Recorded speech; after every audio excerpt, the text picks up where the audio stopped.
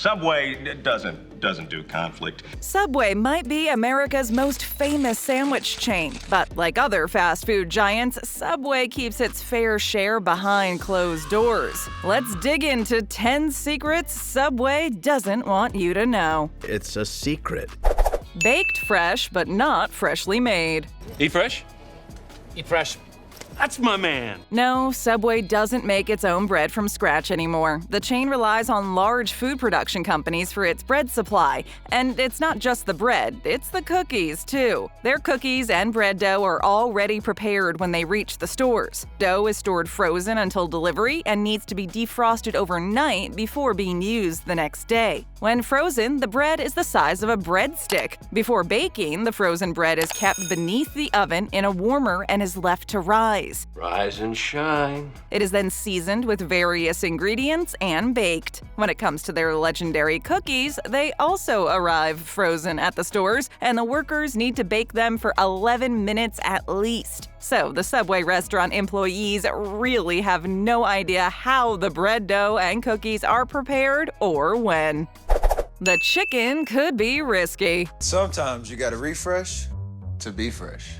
According to Subway employees, the chicken has the shortest shelf life at Subway, 2 to 5 days at most. After 5 days, the chicken should be discarded to avoid any risks of food poisoning. Unfortunately, some employees reported that their managers allowed the store to sell the chicken for 1 or 2 days past their shelf life by changing the date on the packet. Other than selling chicken past the date, Subway's process to prepare the chicken breasts is kinda gross, too. As an employee shared, the frozen chicken is kept in hot water for a whole day. At the end of the day, the chicken is squeezed to get the water out, and then it's stored in a plastic container to be treated the same way the next day. Eventually, the breast meat becomes mushy, but the stores continue serving it. Subway, eat fresh. Their grilled chicken doesn't seem to be truly grilled either. One Reddit user claimed that those grill marks on the chicken are nothing but food coloring. Sadly, many other users backed up this thread, saying the same thing. If you still want to order chicken at Subway, then go for the chicken strips. As the employees suggest, even though the strips are frozen like the breasts, their preparation is different and can be your safest option. The strips are made from white meat mixed with herbs and spices, seasoned and marinated. In some regions, a small amount of soy protein is added too. However, Subway says that the final product contains less than 1% soy protein. The chicken strips are then fully cooked and seared to get the desired texture.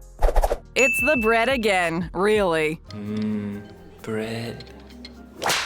Back in 2014, Subway was highly criticized due to the presence of the ingredient azodicarbonamide in the bread. Although this ingredient is FDA approved, it is commonly used in yoga mats, shoe rubber, and synthetic leather. When it comes to food, it's used to strengthen the dough and increase elasticity. Subway faced widespread public outrage for using the chemical in what is essentially the main part of every sandwich, the bread. The company removed the ingredient from their bread dough, but definitely lost the trust of a lot of their customers. Apart from the chemicals, Subway has also been accused of using too much sugar in their bread and dyeing their wheat bread. Guilty.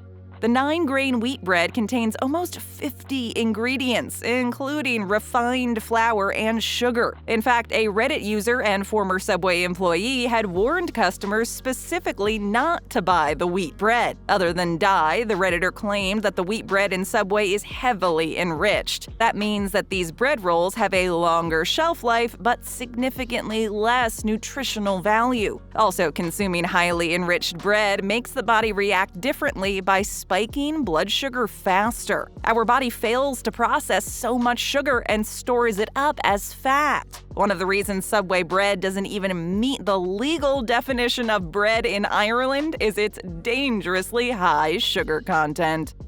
The light mayo may not be light. Mayo. Wait, you don't like mayo? There is no doubt that Subway does provide its customers with some healthier food options than other fast food chains. Subway customers also get to opt for the light mayonnaise in place of the regular mayo. However, one former employee once admitted during an online interview that whenever his store ran out of light mayonnaise, their manager asked them to fill the bottle with the regular one. Who cares? And this apparently is a pretty common practice in other Subway stores too. So that light mayo may not actually be light after all. Now that's called deceiving your customers. The tuna looks fishy. Hey, Tuna, check it out. Tuna sandwich.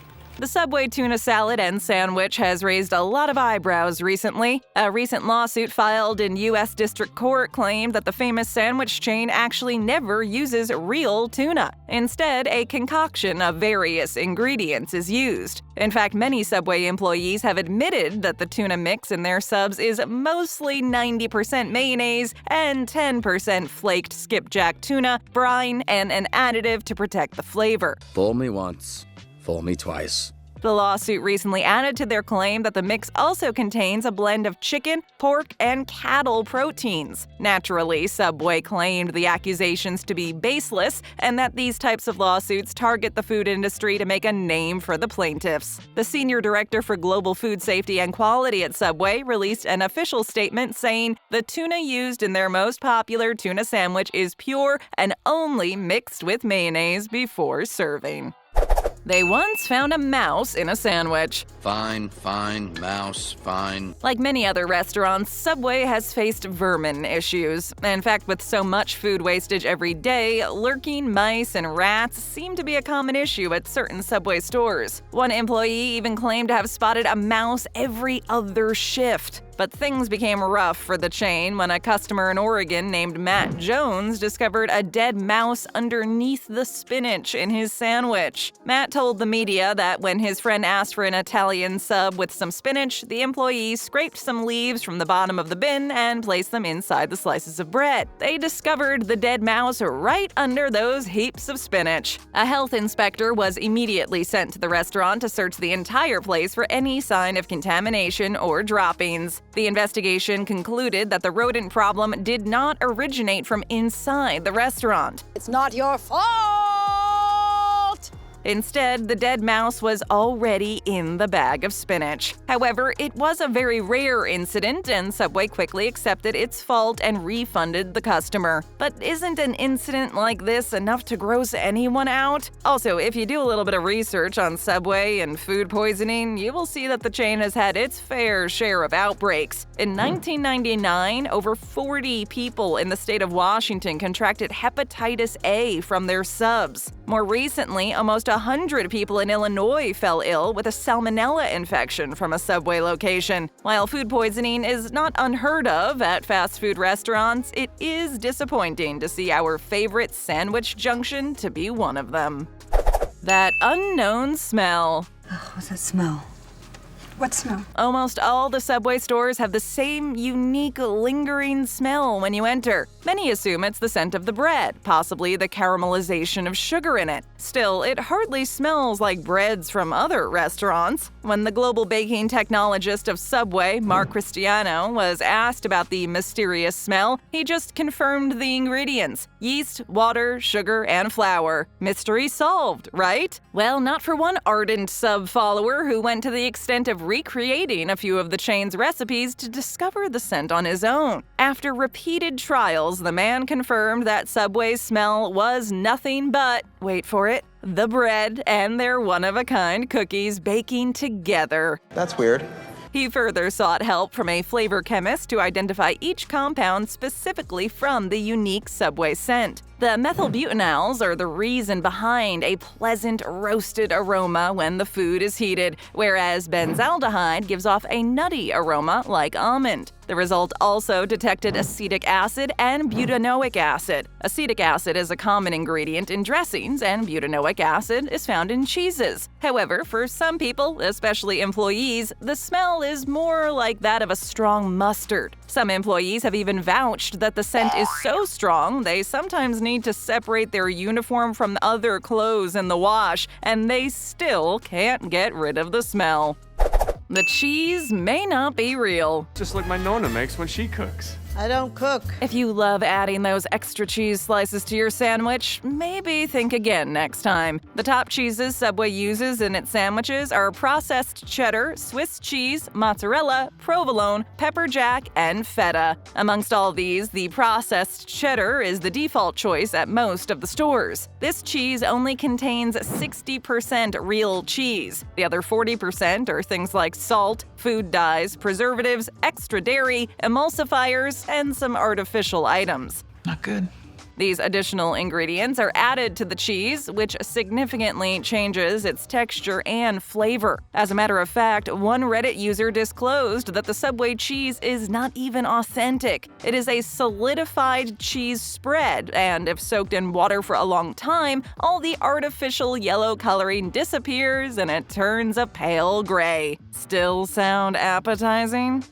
The freshness is questionable. Chicken bacon ranch. Chicken bacon ranch. Mom, JD's copying me. Subway's motto is "Eat fresh," which is misleading and deceiving as most of the ingredients used in their food are frozen. Much like the frozen dough, almost everything else is frozen until use, says a former employee. The meat and cheese are pre-packed too and re-wrapped once they reach stores. The meatballs are also frozen and are heated in the microwave and kept in warming trays along with the soups. Also, the meatballs and the roasted beef apparently spoil rather quickly, so it might not be a good idea to order these items at the end of the day. I better not.